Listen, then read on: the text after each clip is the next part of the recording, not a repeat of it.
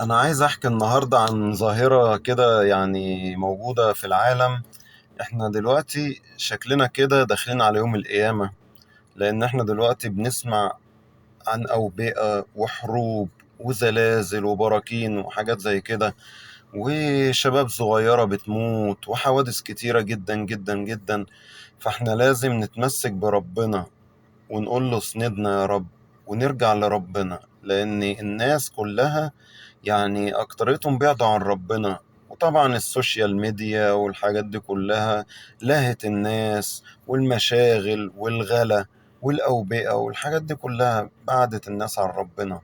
فاحنا لازم نقرب منه ونقول له يا رب كون معانا واسندنا وحافظ علينا ونمسك فيه وما نسيبهوش ابدا، لان يا دوبك النفس ممكن يطلع وما يرجعش تاني.